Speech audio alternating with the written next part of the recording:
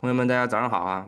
我是 Zoil，我是在这个 SVLC 的Executive Board 上，然后我自己本身曾经担任过Wish 的 Head of Self Inventory，还有这个 Head of Data Science 然后自己本身在 Data 还的 Analytics 里面工作有非常多的时间，10多年的时间。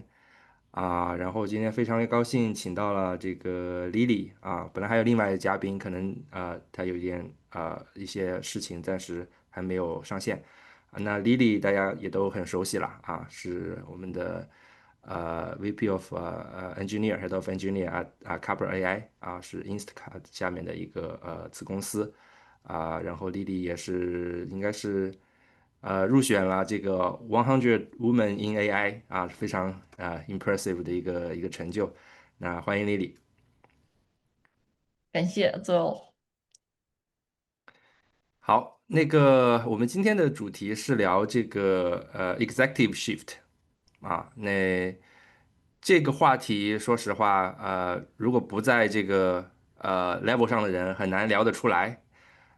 而且尤其是我们作为我们这个打工人来说一开始都是一步一步从小兵做起，一层一层的往上爬，然后达到今天这个 level，其实很不容易。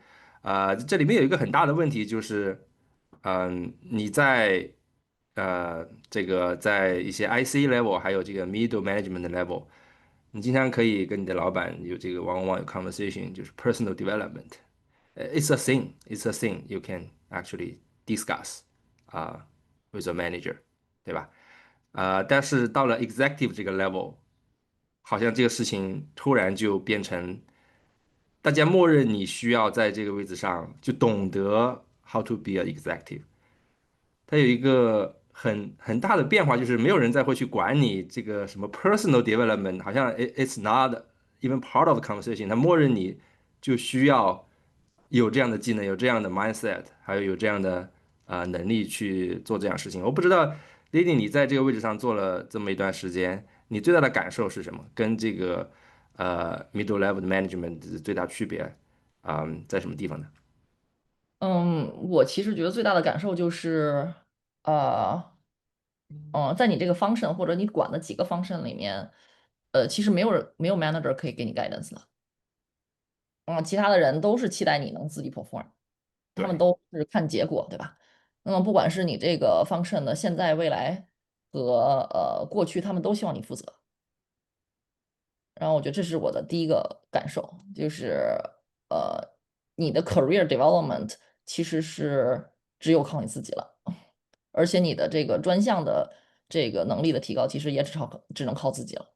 那实际上是你和这摊儿事儿，然后再互相的打磨，互相彼此的时候，你会学到更多的东西。然后第二件事儿，我觉得是对于钱的感受。我觉得以前我也在其他大厂来干过，对吧？我也自己创过业。我觉得最大的感受就是，你自己创业的时候，实际上你自己去融资，所以你去看钱看得很紧的。如果在大厂工作的时候，我其实只要还看，我不去看钱的。嗯哼。但是呢，你在 executive level 呢，实际上是你又需要保证，你的钱就是你的 capital allocation 是非常 accurate 的。然后同时的话呢，你还要去 manage 你的这个 parent company 的 expectation。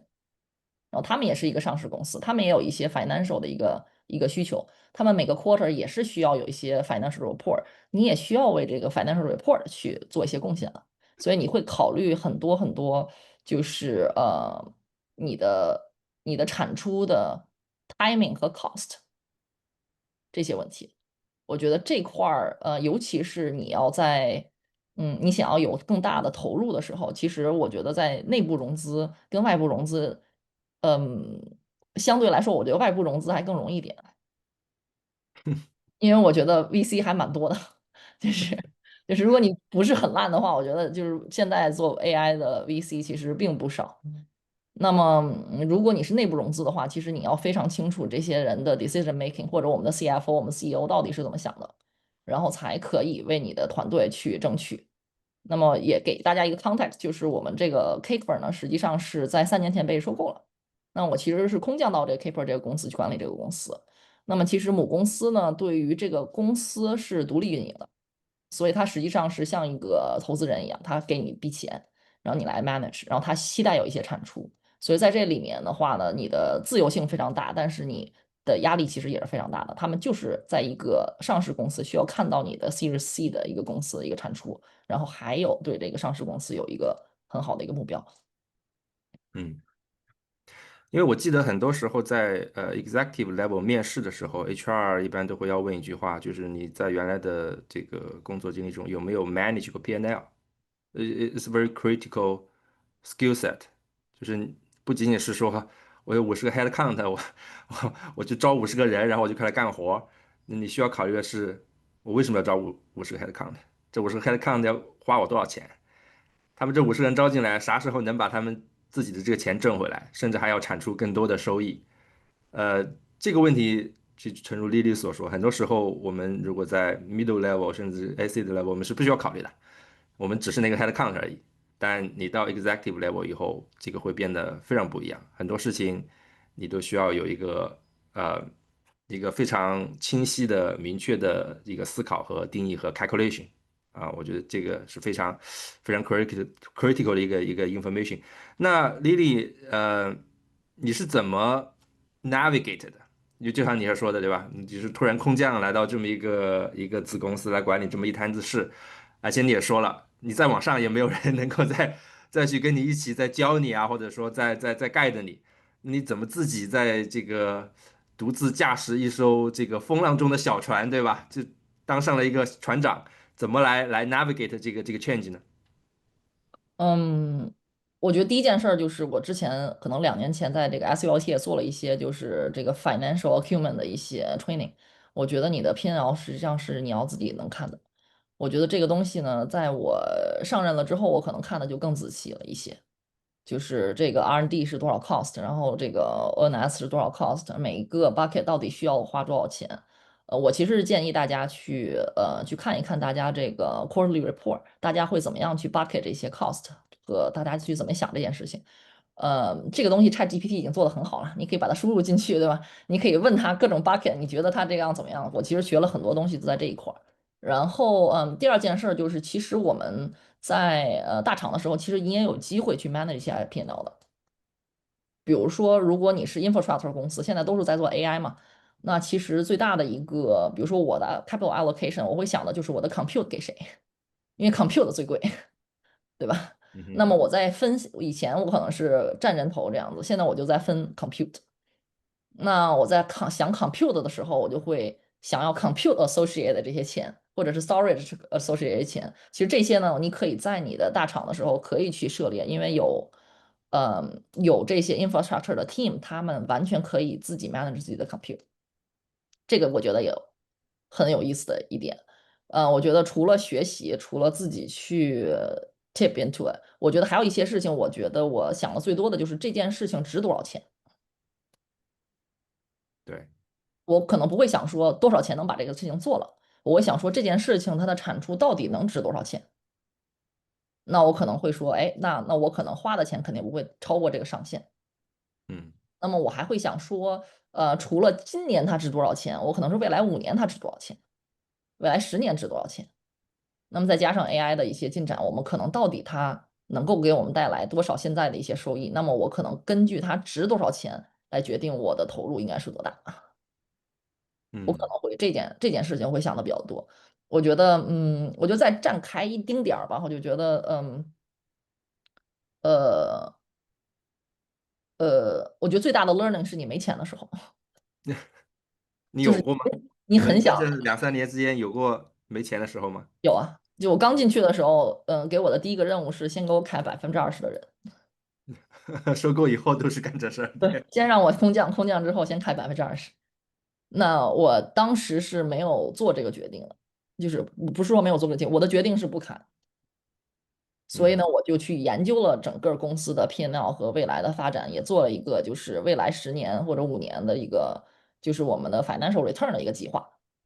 所以在这种情况下，其实是我可以慢慢慢慢看到，就是这个事情现在其实绝对不是一个砍人的机会，它可能会把我们最好的 window 去 miss 掉。所以在做这个 exercise 的时候，就是我确实是一个从外来的一个眼光去看这一个 business，对吧？嗯哼，那我会想说，如果它是一个，就是如果砍人是一个正确的决定的话，我愿意砍人，但是我想要有一个自己的一个 judgment call。就是嗯哼，这件事情未来5年到底能够带来多少收益？那么我需要现在的投入多少？这个公司现在的一个程度是什么样子？多少钱我才可以把这个就像火箭发射一样，它有很多很多，你得有很多的能量才能给它发射出去。那么到底需要多少 capital 我才可以把这个东西发射出去？我自己脑子里面，比如说有一个20个 million 这样的数字，对吧？那么我可能需要1年半的时间，它才能发射出去。那么我就会看一看现在的团队到底是有没有这个 capital。如果你要付不起这个钱的话，那我们应该是 fold 这个公司，而不是说更少的钱。嗯那我觉得这是一个你需要做的一个决定。有的时候你需要跟 leadership 聊的就是这个东西，就是如果你的投资不足够让他有任何 progress 的话，我们应该做的决定应该是把这个公司对吧卖掉，然后呢把这个团队 fold 掉。所以你在跟这个 leadership 聊这种真金白银的时候，你作为一个就是非常 objective 的一个 capital allocator 去聊这个事情的时候，我觉得会对你来说是非常有帮助的。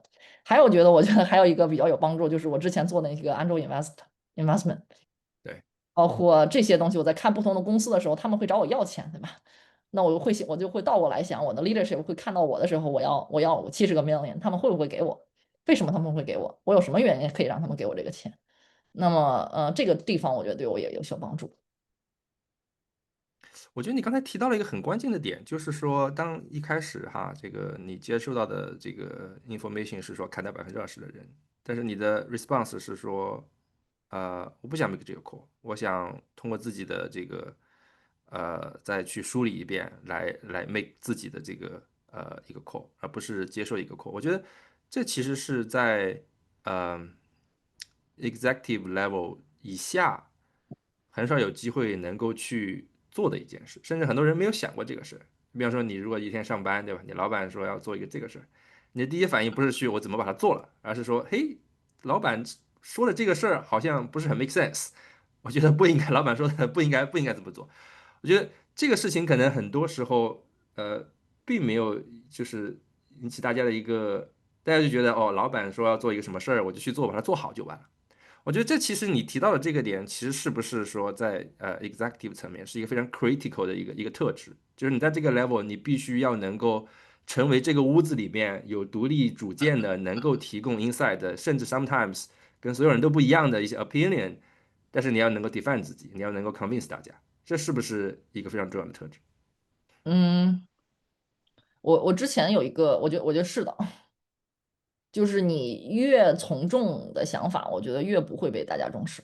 嗯哼，反而是你去把你的一个有见地的一些想法，然后 share 出来，而且可以用 data 去 back it up，或者是用逻辑，连 data 可能都没有。我觉得当时我去的时候，产品还没有上线，没有 data，什么都没有，对吧？那就是说你的这套逻辑和你的这套发展的方向是不是可以？第一件事你能不能想出来？第二件事你能不能表达出来？我觉得这2块儿都挺重要的。那么最终我觉得是给一个选择，对吧？也给你自己的一个选择。我自己当然是有自己的 recommendation，那么 leadership 也自己会看一下他们选的这个 package 到底是什么样的 package。其实就有点像是我们就是选 offer 一样，就是这样子啊，是有3个 offer 在你面前，看你选哪一个，对吧？我可能会不停的去通过不同的人去 influence。这个其实我们另外一个嘉宾其实他更有经验在这边。就嗯是怎么样在一个大公司里面去把你的把这件事情推行过去。我觉得这块儿我其实我觉得是非常非常难的，就是。是真的是非常非常，对我来说也是一个非常大的一个非常转型的体验。对对对对对，好，我们说了一下这个，首先从这个宏观上要对这个事情有一个全局的把控，对吧？然后也提到了一些个人的一些坚持与这个influence，嗯influence 是一个很大的这个一个很大的 concept 在这个里面，因为它可以包括很多的事情，就包括你说。刚刚你说的去影响大家，对吧？去 convince 大家，去通过不同的人，然后怎么影响整个团队的决策。嗯，你是怎么去 build 这个 influence 呢？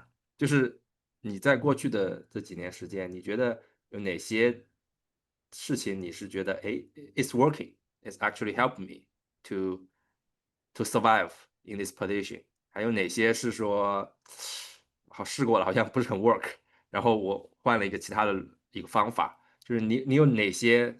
就我们谈到了这个核心，就是我们今天所要聊的这个 secret，这个秘辛在什么地方？就哪些事情你是可以觉得哎 summarize 下来是觉得不错，一些经验可以分享，哪些是一些 learnings from setback？呃，其实我尝试的就 influence 别人的方式非常非常多，就是我小到比如说跟他们每天去喝酒，我做过。就是也不叫他每天，们是谁？就是每个礼拜，因为我们有的时候有公司的时候有一个小群，对吧？他们大家都是这种什么 beer lover 啊，或者是什么，他们就是喜欢喝酒的。但是这些喝酒的人里面有非常高层的人，他可以做 decision making，这嗯是一种，对吧？就是我之前还去跟别人学过什么呢？就是投其所好。哼，就是比如说你跟他，你可以去他的，一般来说，leader 都会请这些人到自己的家里面去开个 party 啊什么的，对吧？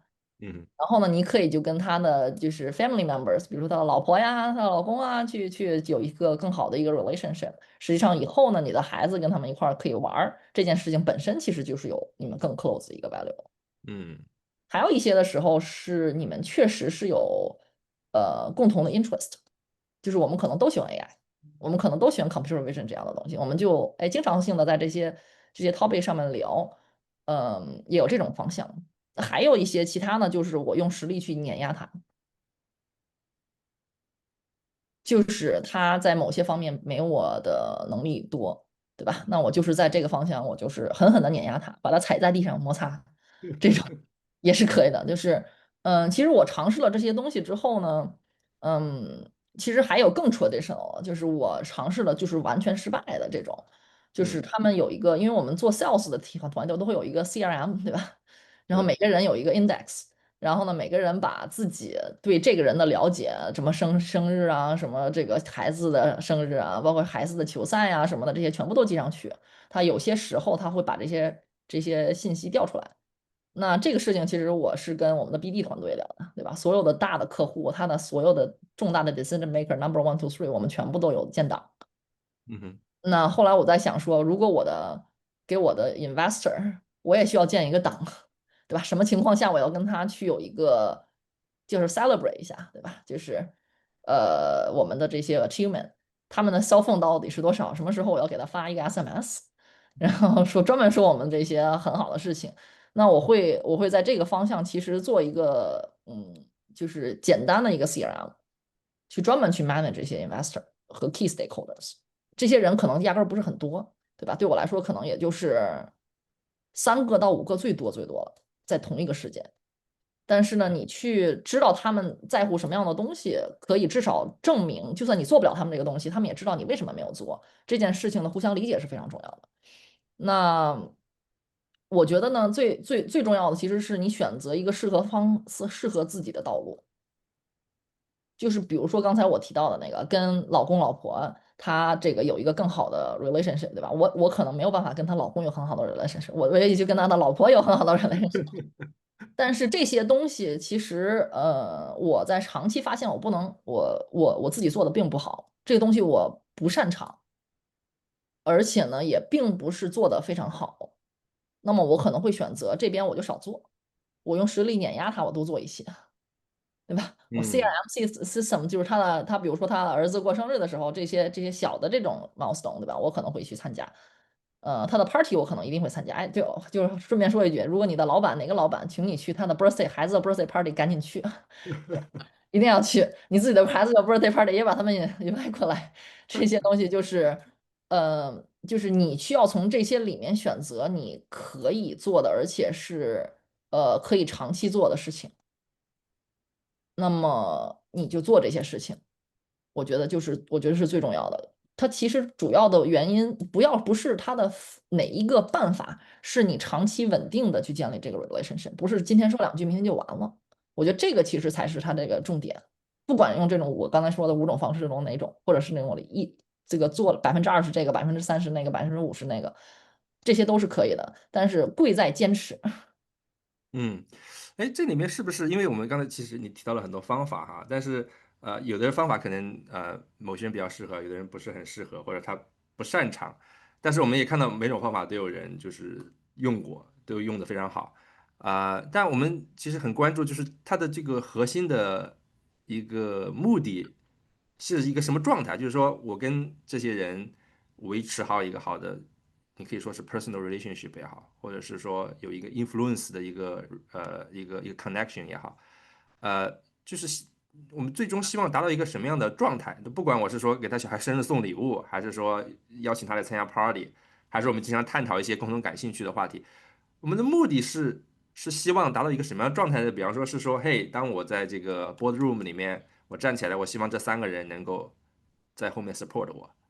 还是说，嗯，当我们共同在推进一个事情的时候，这几个人 I know they will stand on my side，就是说他就是或者从你的角度来说，做这些事情，你希望达到一个什么状态？跟这么一帮子人，对，嗯，这个我觉得提到就是我可能以前就是在我们小范围内会聊的一些事情，就是这个是个集体运动，是个团体运动，就像打球一样，你不可能一个人单打独斗你就把这件事情烂起来。嗯哼，就是有的人得就是给你助攻的，有的就是得给你地球的，对吧？嗯有的人就是应该是去这个 goal 的，对吧？那么我可能会思考，就是在这个 decision making 里面，谁会给我地球，然后谁会给我打掩护，然嗯哼，后你把它看成一个团体项目，而不是把它看成一个单打独斗的项目，就说我怎么样 convince 这堆人，那我觉得就输了。嗯我觉得这是第一件事儿。第二件事儿，其实我觉得，其实要你说最主要的目的是什么目的呢？我觉得一块儿的是，你在没有任何数据支持的情况下，他愿意给你一个 benefit of doubt，这个已经在就是说非华人为主体的领导体系里面已经是非常难的了。可能在大多数的情况下，他压根儿都不会想到你，这其实才更可怕。嗯对吧？你可能会把自己放到那个位置上，跟他有一个 relationship，下次有机会的时候，你至少可以提一嘴，就是说，哎，这个考虑一下我。我觉得这一件事情本身就是想到你已经非常重要了。嗯然后第二件事儿就是，在你推一些东西，就是不是说大家去选几个事情的时候，在你推一些什么东西的时候，大家其实都在为自己的决定做风险，冒风险。那他对你的，其实他是对你的全方位的了解嘛，就是你是什么样一个人，你说话算不算话，你的历史上是不是会 deliver。那么他在做这些选择的时候，实际上是看到你的 right track record 和你自己为人的一个方向感，对吧？然后他会选择他愿不愿意在没有任何信号的时候投资到你身上。我嗯们其实自己都有这样的投资的一个决定，对吧？这个人就是一个 prototype，什么都没有，连团队都没有。那我愿不愿意把钱投到他身上？我愿意投多少？那实际上我要的就是好几十个 million，那他需要更多的来对我的信任才敢去投这个钱。所以我觉得我的付出和我让他对我的理解和我们彼此的理解，其实是随着我的钱数的增长，我是要有更深的理解才行，更深的这个 relationship 才行。嗯因为你要的钱永远比你能 deliver 的多。就算是我 deliver 了我上次说我要的那个钱数的话，我下一次要的还是要比这个多。所以他不断的要冒更大的风险，这个就跟那个传销有点像，就是有点像，就是听上去有点像诈骗，对吧？就是你去炸了一个什么东西，这个人给了你一些钱，但是我们是很 honest dealing，对吧？但是但是他的这个心理这个坎儿，尤其是这个数额非常大的时候，他是非常非常需要这些东西的。尤其是你前面还没有 track record 的时候，我觉得是非常非常难的。那这是第一件事儿吧，就是第一件事就是他在有这个 benefit of doubt，然后第二件事儿就是他在什么都没有的时候可以，哎，这个想起来你。然后第三件事儿，如果他真的还更好一点的话，他可以在你去自己提出来一些想法的时候，他可以在中立和 support 这个位置上，那就我觉得就已经很好了。甚至这个是中立。你听到“中立”这个词，就甚至就是对说没有 against you，没有站在对立面。对的对的对的，因为大多数的人在冒风险的时候，他的第一个反应是为什么？对吧？现在 interest rate inflation 也这么高，对吧？这个大家对于 capital 本身自己就是已经 hold very tight，所以他在冒风险的时候，他的第一个反应就是为什么？所以，他如果能够达到一个克服他的这个风险的一个抵触情绪，对吧？可以站到一个中立，或者是帮你去推进一下，已经非常非常好了。然后再下一步就是他能不能把他的 network share 给你，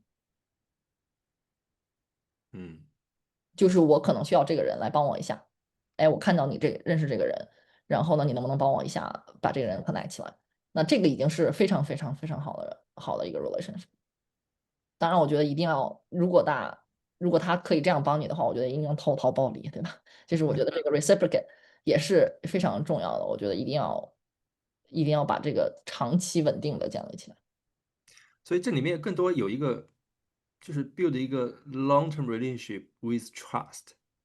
我觉得 是的，是的，trust 这个事情很重要，就是当然你也可以有数据，你也可以没数据，你也可以有一些现成的 prototype，也可以没有 prototype，但是 that guy just trust you whatever you say whatever you decision you make，他觉嗯得这是一个可以值得信任、可以去托付的一个对象。觉得当然这可能 personal 的 connection 是一方面，工作中的表现也是一方面。我觉得就是更多你描述的是一个长期的一个 relationship。嗯，那这个 relationship 其实可能甚至是说，当我们 even think of beyond this company，在这个公司以后，有谁也不一定现在不一定在一个公司做一辈子，对吧？很多时候，我觉得这个 relationship 可能对今后的发展都会非常有价值，所以是是的，感觉是这么一种状态，对吧？是的，是的，就像是就像 SVLC，我觉得也是这样的。其实我们想要的做到的就是让大家有一个 network 可以互相就是更广泛的有一个 network，对。可以有这个 early trust。所以你在招人啊，或者是你在公司里面做事情的时候，至少有一个人可以帮你一下。而不是说你自己变成一个单人活动，对吧？我们打网球，它绝对不是一个单人的一个活嗯。动，而且你在内部的 trust，其实有的时候也是因为你的外部的一些recognition 你才能拿到的。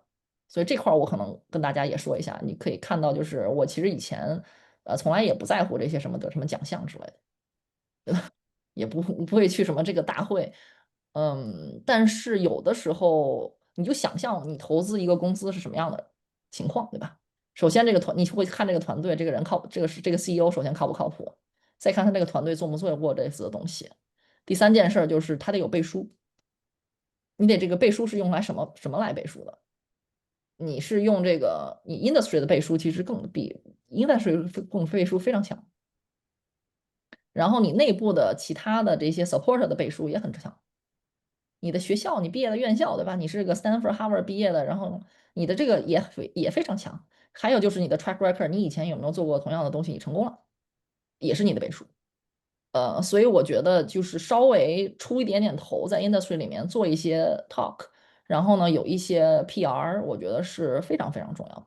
嗯，你看哈，就是你刚才说了很多，我觉得非常有 insight 的东西。嗯，我的感觉是哈，当我在一个 IC 甚至是小 manager 的 level 的时候，我是从来不会去考虑刚才说的 anything。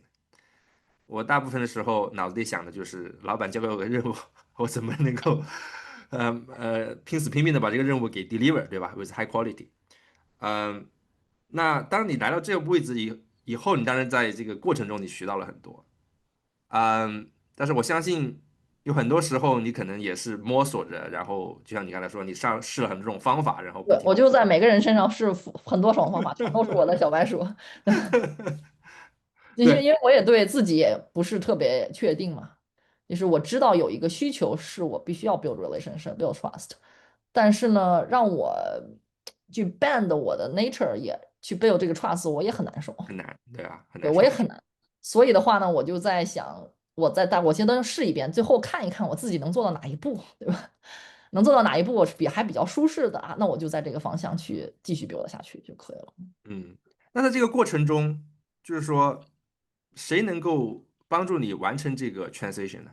就是你完全是靠自己摸索，还是说其实也有一些方法可以让你更快的能够适应到这个角色里面？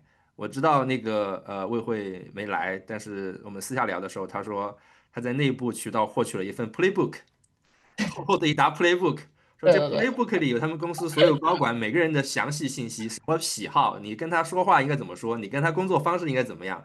你如果要一个 proposal，你应该要先，比方说找他喝一个 coffee，怎么样，就有一个非常详细的 playbook，每个人都不一样，然后你跟每个人去 approach 的方式也不一样。对吧？那我觉得就好像这个在金庸武侠小说里突然得到一本武林秘籍的感觉，我有这种感觉，对吧？那在你的这个 process 里面，有哪些方面你是觉得哦，if I know that earlier，I will navigate this faster？就哪些地方你是觉得可以？哦，我觉得跟魏慧有点相近的地方就是，呃，我去找人问了，嗯，找谁？我就找在他身上拿到钱的那些人去问了。哦，我对投资人也是这样，我对 board 可能也是这样。对吧？我就看，我就观察一下谁，哎，说话的时候这个人好像非常 resonate，我就找他去问，我就我觉得这个东西也什么没有可能可耻的，对吧？就是我觉得，哎，我做的不太好，对吧？我也希望就是把我的这个往前 push 一下，那你怎么搞的？我就问一问，然后他就会教给你一些小小的 tip，对吧？然后这个东西呢就变成我的这个 AI model 里面的一部分，然后我就 incorporate 进来，下次再可以在不同人身上试一试。然后慢慢的就会有一些心得，就是公司里面这些关键的人，我觉得不管是内部还是外部，是一些非常关键的人，他可能会有一些 decision 的话，他身边是有一群人的，嗯他会经常问意见。比如说我要做一个巨大的决定，对吧？我身边确实有几个人，我可能会问问这个，问问那个，问问那个，问这个。那么这些人呢，其实在公司里也有，那么只不过呢，你可能看一下、观察一下，就是这个 dynamic 是什么样子的。有的时候就是表情、动作、神态，对吧？就是这个人总是 defer 到这个人，哎，你觉得你怎么想的？或者是这两个人经常就是共同出现，对吧？会聊很多一些问题，你觉得哎，这个人确实是有很大的 influence。那么我可能就直接去问他这个事情怎么做。就我之前呢有一个经验，就是我想 influence 我的 CTO，但是嗯我觉得总是几个 executive meeting 出来的时候，我觉得就没有办法去 influence 非常好，所以我就问了他一个离开公司的一个跟我比较好的一个人，以前是直接 report 给他的，我相当于是他的怎么 adopted kid，对吧？那个是对啊，那个是他自己真正招进来的，自己喜欢的，但是那个人离开了公司的一个人，所以我就问他，他这个道路是怎么样走的？就他喜欢听什么，什么样的东西是可以打动他的？我也没有骗，对吧？只不过每个人想听的东西都不一样。那我跟 CFO 聊的东西和这个 CTO 聊的东西肯定是不一样的。所以呢，他就给我了一些 tip，就说这个人其实完全就是对这个 business 这些 future 这些 product 的东西其实不是特别感兴趣，但是他对这个 technology 特别感兴趣。哎，那我就不说，那我就说那就好呀，那我就那我就狠狠的跟你讲 technology，对吧？就是那我们聊了这个之后就会好很多。那每个人都不是特别一样，所以我觉得还是需要你去观察和，我觉得第一件事是观察，观察到那个人其实，我觉得第一件事我做对的是，我先观察到那个人以前其实非常能够这样 with 这个 CTO。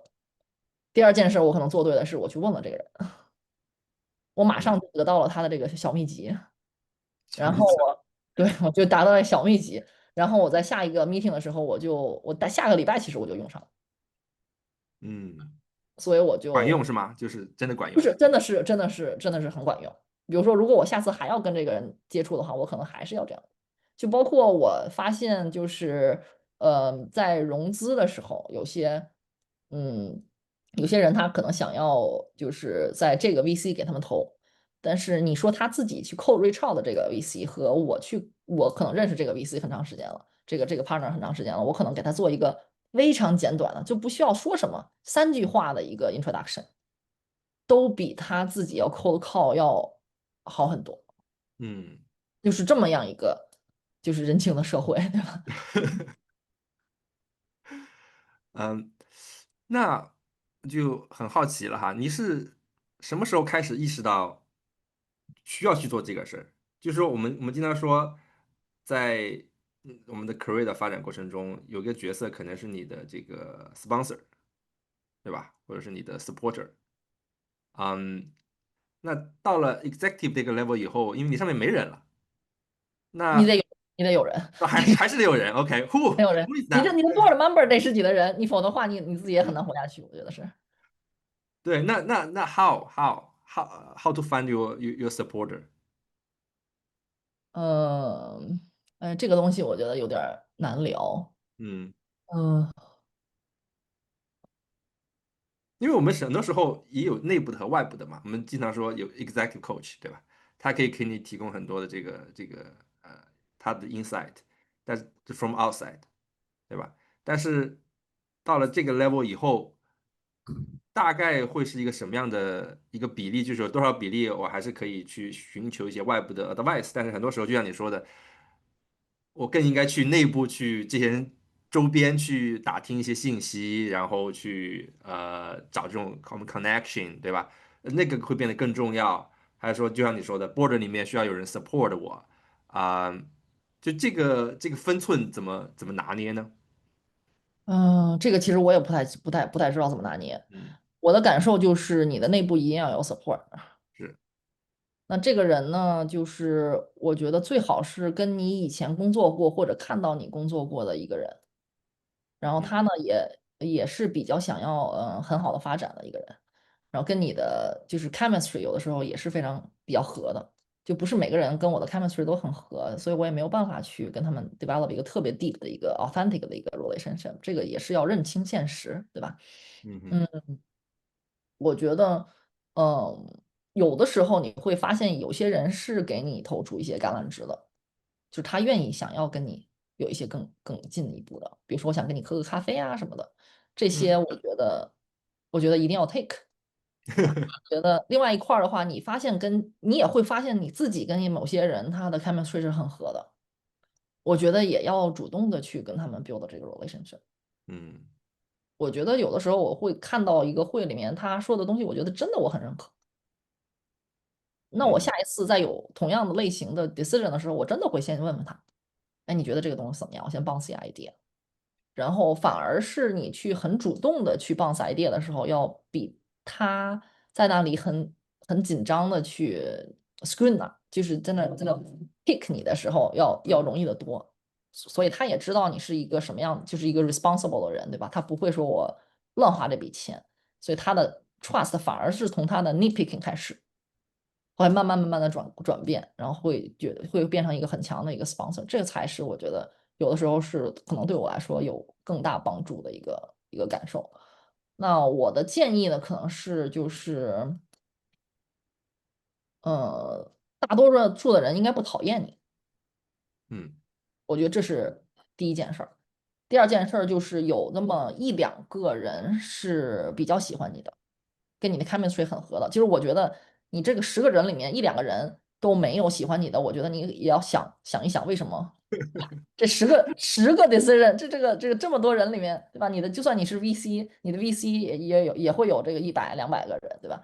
那没有如果没有10%的人是对你觉得还是不错的，那我觉得你可能真要反思一下，是不是哪里给他们有这个 big turn off？那你把这个 big turn off 先觉察出来，这个一个给搞掉，我觉得可能会更有帮助。但是我觉得总是有这么2个人、3个人是真的是有 chemistry 的，那我觉得就先 build 下去，也不用特别 unnatural 的一个 build，先咱们就 natural 的一个 build。然后呢，发现了有共同的爱好，或者是有共同的什么孩子的事情，有各种 birth party，先尝试一下，先往下走一下。然后呢，最重要的我觉得是有些提供帮助的时候有些 update。嗯你比如说我试了你这个方法，好用还是不好用，对吧？我要说好用的话，我肯定会跟他说好用，说确实还是不 work，我也不知道为什么，对吧？咱们就可以又有一个下面一个 coffee 的一个机会，咱们去聊聊这个为什么不好用。所以我觉得这个是慢慢的去建立这个关系和 network 的。嗯，好，我从反面来问一下，问一个问题哈，就是你看我们刚才所说的所有的事情。它的重点都不在这个 task 本身，不是说哦，我做一个产品用了什么 technical 的这个 solution，对吧？这个你们的算法应该怎么 design，好像这些东西都不在刚才的所有的这个需要，当然这很重要，但是不在刚才我们所讨论这个话题的里面起到一个很重要的一个地步，更多的是这个 relationship、trust、influence、connection，对吧？或者是 supporting，更多是这样。我知道有很多小伙伴就是在工作的时候，经常听到有人说，哎，I don't want to deal with the politics，对吧？这些人情世故搞不来，对吧？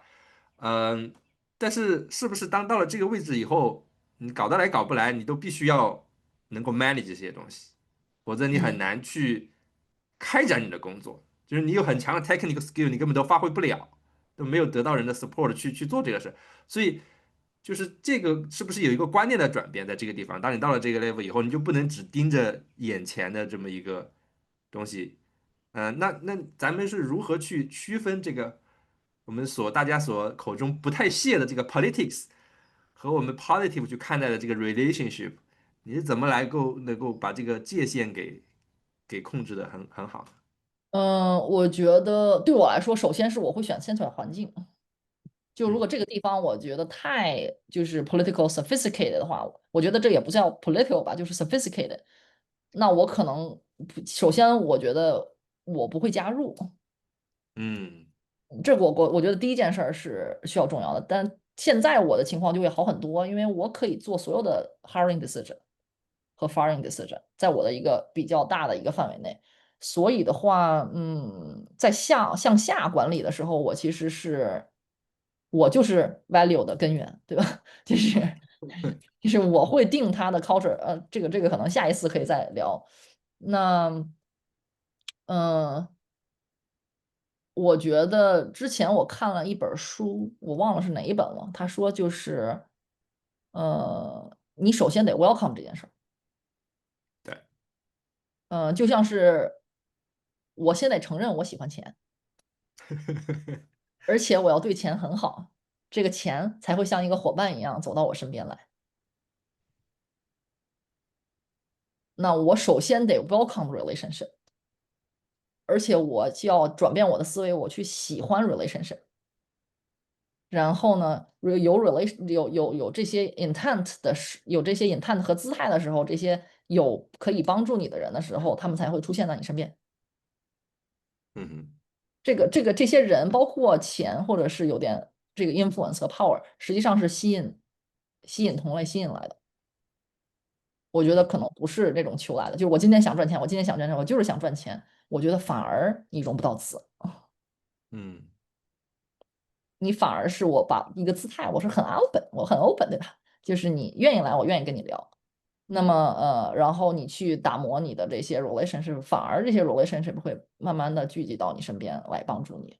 所以我觉得第一件事儿就是你要先尝试喜欢这件事儿，至少是你先要，我觉得洗脑，就说我是喜欢这件事情。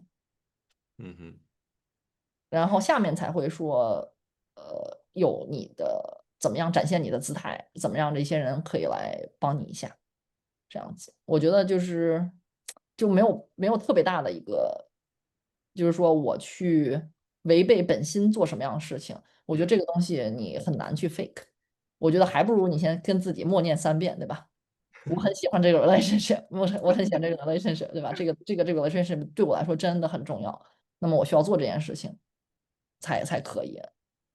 我真的不觉得，就是我们就是中国的小伙伴，真的需要特别特别多在说我们在做事情上，我们做事情上一直是非常非常强的，反而是被看到、被提起，或者是在你需要帮助的时候，别人来帮助你，这是更重要的一件事情。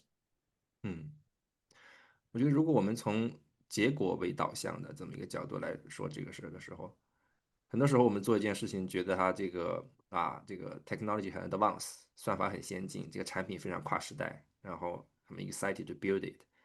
那从另外一个角度来考虑这个事儿，为了让这个很先进、很 excited、很 cutting edge technology 能够落地，你需要做很多也许你看不起的事情，但是它能够给你拿到钱、拿到 supporting、拿到 approval、拿到 resource，去把这个事情做成。我觉得这两个事情可能是相辅相成，缺一不可的。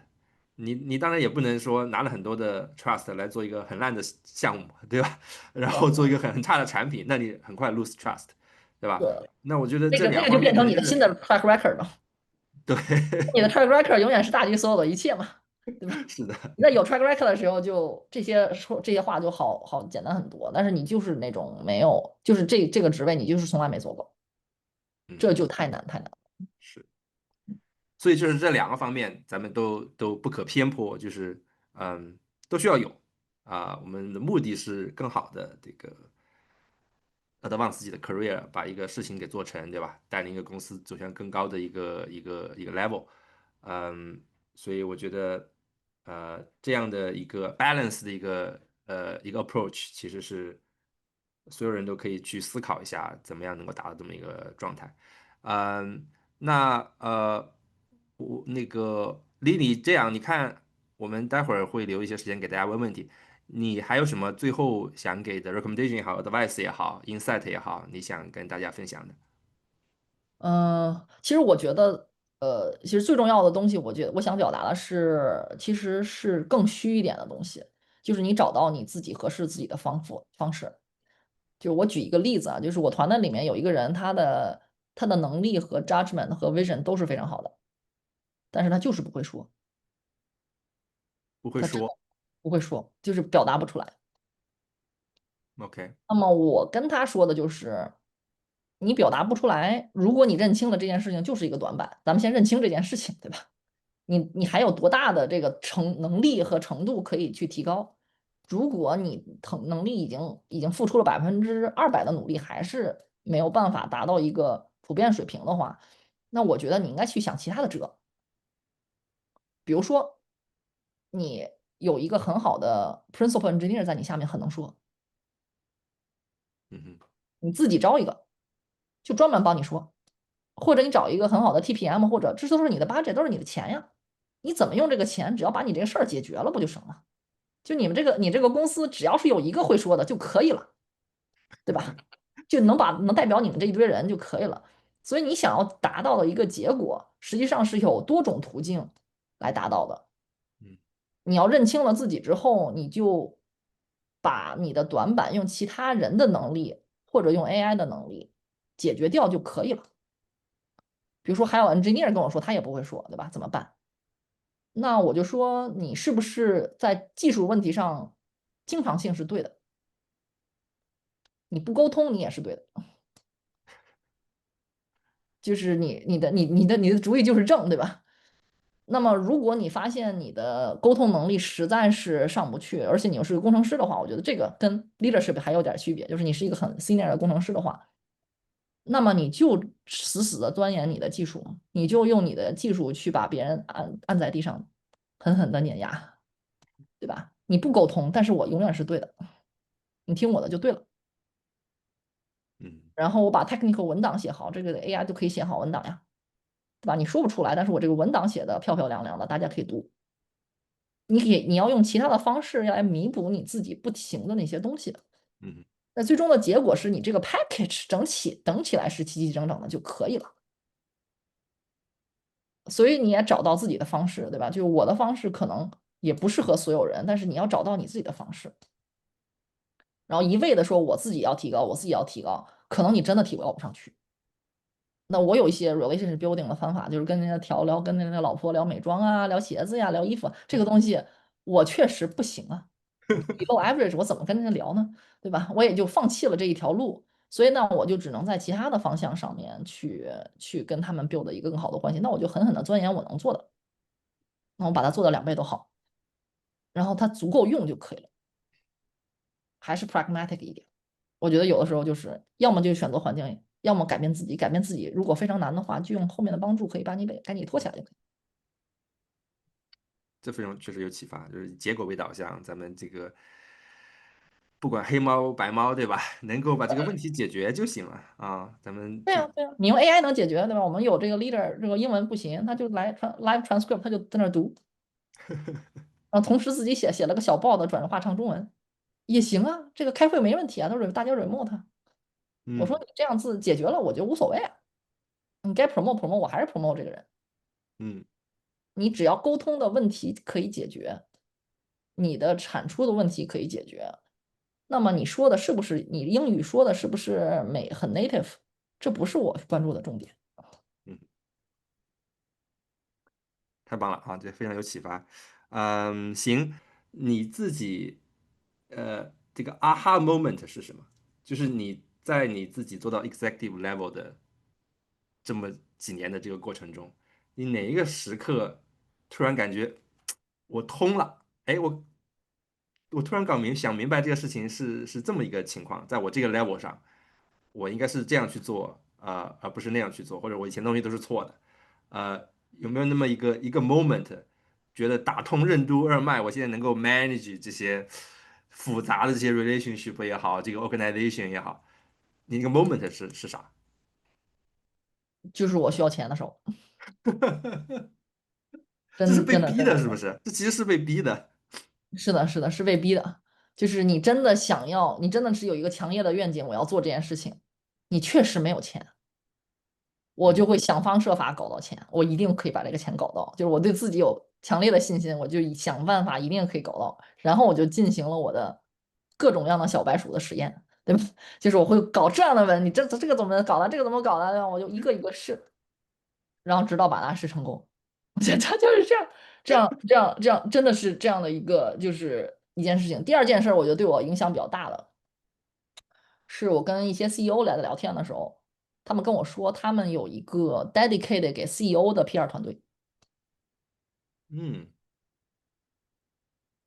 这是公司内部成立对，的。就是嗯放了一个，会帮他们把这个人设立起来。哼，哦，嗯。就是我，因为我做这一行嘛，所以我就聊了很多这个 CEO 怎么样管这个公司的事情。就是我会发现有一些做的非常好的一些公司的 CEO，对吧？当然也不是这种特别大的公司的 CEO，他们会就是他们都会有专门的人专门去帮他们去建立这个自己的一个 persona，而且需要在什么样的地方去出现，什么样的地方去套。他们是自己非常非常清楚自己需要建立有一个自己的 PR 团队去聊他嗯们是什么样的一个人的。他想，比如说他自己会说，哎，我想要做一个，我要淡化这一点点，我要强化我是 AI 嗯的 leader 这一点点，对吧？还有我想他们会非常非常仔细的去知道自己的 image 是什么样子的。嗯。这其实感觉跟前段时间群里我看有人提一个问题是说，呃，怎么去管理这些琐碎的事情，对吧？当时有个 solution 就是你可以 hire 一个这个 staff，嗯，帮你去管这些琐碎的事情。我觉得这好像是一个逻辑。你如果觉得你 PR，你可以找一些 PR 的 person，对吧？如果你觉得你的 communication 不行，咱可以找一个 communication。是不是到了这个 level，其实很多时候这些问题其实都不是问题，只要你知道这是个问题，你有很多方法对，都可以解决。我觉得你会很容易用很多的，就是人和帮助来帮你解决这个问题，但是你得先认识到这个问题。最快认识到这个问题的办法，就是你缺钱的时候，就是你发现别人就是不想给你这个钱，你就要研究一下他们到底是什么东西有这个门槛儿啊，他觉得缺的背书了，他觉得你这个人，对吧？你的这个 presence 不到，或者你这个就是你会 discover 一些 ugly truth，就是比如说我会说话非常勇于，大家觉得这个东西就不是 leadership 啊，这个东西我觉得简单呀，2000块钱搞了一个 coach，然后一个月的时间我自己改过来了，对吧？下次我就跟那个什么，就是你可以把声音拉低，速度减慢，说一句话有一些说话就很沉慢节奏。稳了，是吧？就啊，可以。非常沉稳啊！我现在不太沉稳，对吧？就是跟因为大家比较 close，所以我你会 discover 这些 ugly truth，就是真金白银的时候是最能测试你这个人 influence 有多大的时候。嗯然后我通过真金白银测试出来了之后，我就说哇，原来这些东西很有用啊。那嗯我不需要真金白银的时候，我也搞啊，对吧？我持续的搞，那我下一次再需要真金白银的时候，我再用一次，哎，我觉得好用，持续的用，持续的好，那我觉嗯，得这是百试而不爽的这个很好，办法。